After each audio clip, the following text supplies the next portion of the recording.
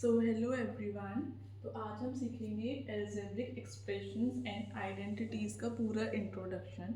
तो ये इस चैप्टर में क्या बताया गया है, व्हाट इज एक्सप्रेशंस, क्या होते हैं, ये हम देखेंगे। So first of all, what are expressions. Expressions होते क्या हैं, ठीक है। एक्सप्रेशंस क्या होते हैं वो हम देखेंगे। देखो, सिंपली आप पुरानी क्लासेस में पढ़ चुके हो, ठीक है, एक्सप्रेशंस के बारे में। ओके, नाउ वी रिकॉल, दोबारा से रिकॉल करते हैं। जैसे कि x plus three, x plus three is an expression, ये एक्सप्रेशन गिवन है आपको, ठीक है। नेक्स्ट है जैसे कि 2y minus five, 2y minus five, ये भी एक्सप्रेशन है। तो दीज आर सिंपल एक्सप्रेशंस, ये आपके पास सिंपल एक्सप्रेशंस गिवन है।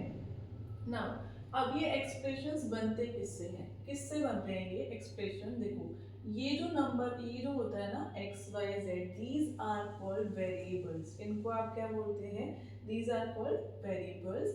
एंड द नंबर, ओनली जो नंबर होते हैं 1 2 3 4 5, दीज आर कॉल्ड कांस्टेंट, ठीक है।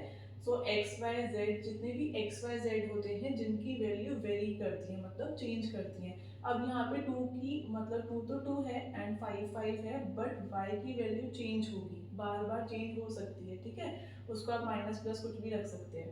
तो जिसकी वैल्यू चेंज होती है दैट आर कॉल्ड, क्या हो जाते हैं वो हो जाते हैं वेरिएबल्स। एंड कांस्टेंट्स क्या होते हैं, जो कांस्टेंट होते हैं 1 2 3 4 5, जितने भी नंबर्स होते हैं कांस्टेंट बोलते हैं। तो वेरिएबल की स्पेलिंग ये होती है, दीज आर कॉल्ड वेरिएबल, ठीक है। ये वेरिएबल होते हैं and these are called constants, जिनकी वैल्यू डेफिनेट होती है, गिवन होती है। जैसे we take other example, 2x plus 4, 2x plus 4 में x is a variable, x एक वेरिएबल है और 2 कांस्टेंट्स है, और ये 4 भी क्या है, कांस्टेंट, ठीक है। 2 और 4 यहाँ पे कांस्टेंट है। तो इस तरीके से वेरिएबल्स और कांस्टेंट क्लियर हो गए, ठीक है। एक और एग्जांपल, जैसे कि आपके पास एक नंबर है 4xy, 4x5 प्लस 7, ठीक है। 4x5 प्लस 7, इसमें आपका वेरिएबल क्या है, आपका वेरिएबल इसमें है x and y.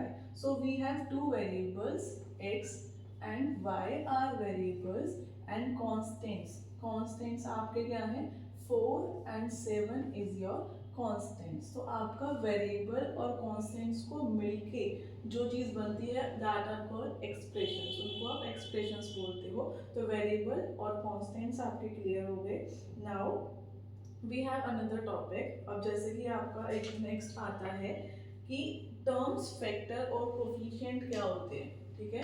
तो what are terms, coefficient and factors. अब आपके पास एक सिंपल सा एक्सप्रेशन गिवन है, दिस प्लस 5, ठीक है। अगर यहाँ पे मैं इक्वल टू लगा देती हूँ, ठीक है, इक्वल टू जैसे 16 लिख दिया, ठीक है। तो अब इस एक्सप्रेशन को आप क्या बोलेंगे, इक्वेशन। अब ये इक्वेशन है, ठीक है, एक्सप्रेशन नहीं है, this is equation, okay. But अभी हम सिर्फ इतना पढ़ रहे हैं। अब 4x प्लस 5, 4x प्लस 5 क्या है, यहाँ पे जितने मतलब माइनस प्लस से हटके कितने नंबर्स हो गए, ठीक है। These are called terms 1 and 2. So here we have two terms. Two terms है आपके पास। अगर माइनस में यहाँ पे लिख देती हूँ 4z. Now we have three terms. अब आपके पास 3 terms आ गई हैं, ठीक है।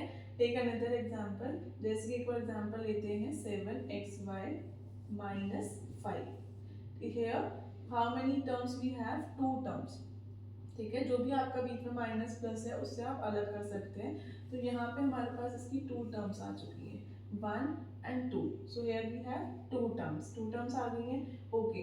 Now what are factors? अब आपके पास आपको ये देखना है, जो आपकी 1 टर्म गिवन है, ठीक है, आपके पास 7xy गिवन है।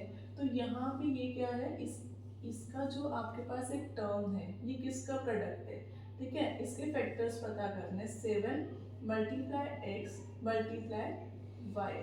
तो यहाँ पे कितने फैक्टर्स हैं इस टर्म की, 3 फैक्टर्स हैं, 7x and y. So there are 3 factors of this term, ठीक है। यहाँ पे इसके 3 फैक्टर्स आ गए।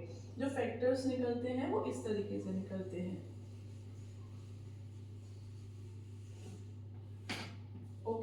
नाउ अब जैसे आप लेंगे -5x, अब आपको इसके फैक्टर्स बताने हैं। तो फैक्टर्स मैंने आपको बताया प्रोडक्ट किसका, प्रोडक्ट मतलब मल्टीप्लिकेशन, किसका मल्टीप्लिकेशन हो रहा है, ये -5 एंड x, तो ये इसके फैक्टर्स हैं। -5 and x is factor of this term, so ये इस तरीके से फैक्टर्स होते हैं।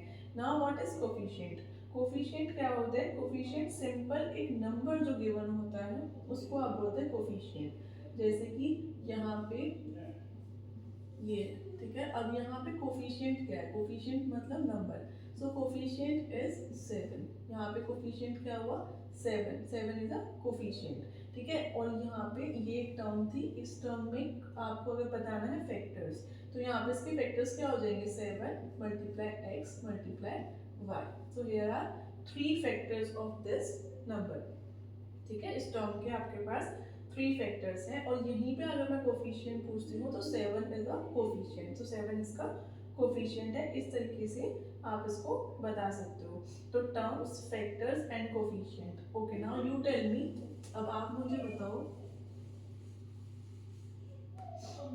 हमारे पास एक एक्सप्रेशन गिवन है यहाँ पे, ठीक है। Now you tell me how many terms we have, so we have 2 terms, ठीक है, 1 and 2, here we have 2 terms, 2 terms आ चुकी हैं, ठीक है। इसका आप मुझे फैक्टर्स बताओ, 4 into x इसके फैक्टर आ गए हैं, और ये सिंपल 5 ही रहेगा। नाउ अब इसके कोफिशिएंट बताओ, तो इसका कोफिशिएंट क्या है, इसका कोफिशिएंट आपका 4 है, और यहाँ का कोफिशिएंट आपका 5 है। तो इस तरीके से आप इन क्वेश्चंस को कर सकते हैं। तो आज की वीडियो में हम सिर्फ इतना ही देखेंगे, तो thank you very much, subscribe for next part हम इसका सीखेंगे, तो थैंक यू वेरी मच।